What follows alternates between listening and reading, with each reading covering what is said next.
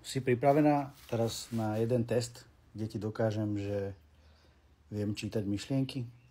Vôbec neviem, čo ideme robiť, ale poď. Nevadí. Bude to dosť jednoduché. V podstate ide o to, že teraz mi povedz, a ja to rovno sem napíšem, že na aké mesto myslíš? Mesto? Áno, ako sa volá to mesto, na ktoré myslíš, povedz. To ti nemôžem povedať, čo môžeš to uhadnúť. Aha, dobre, tak si to myslí. Dobre? Dobre. Teraz ja som to trošku dojebal, lebo som to roztrhol, nevadí. Teraz podržíš. Dobre. Tak povedz teraz, aké to bolo mesto. Nemáš to hádať. Áno, už ho tam máš napísané, takže čo?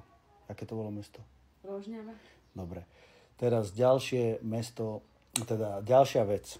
No. Povedz mi, že na aké ovocie myslíš? Dobre.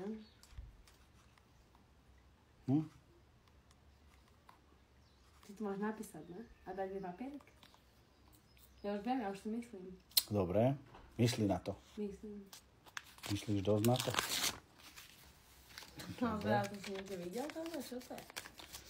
Za hru. Je to také akože dosť zaujímavé. No, dobre. Takže, aké to bolo ovocie, na ktoré si myslela? Aby vedeli všetci. Grapefruit. Dobre. A posledná vec je, že vymyslí si nejaký smer, že doprava, alebo doľava, alebo hore. Z týchto troch si vyber niektoré. Tak asi 4, ne?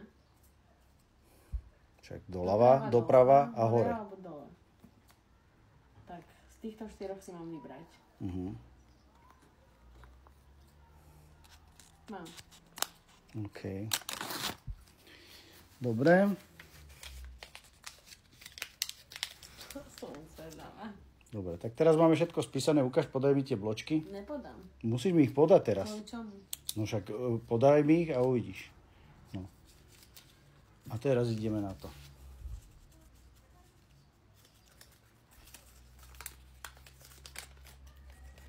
Mesto, na ktoré si myslela? Rožňava.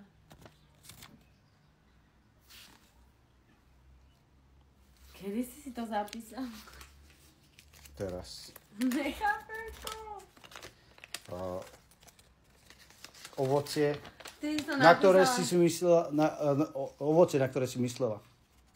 Grapefruit. A to posledné daj sem. A smer? Doľava. No tak to čo je? To je barziak. Bolo to doľava, bolo. No ja viem, jak si to spravil, že ty si to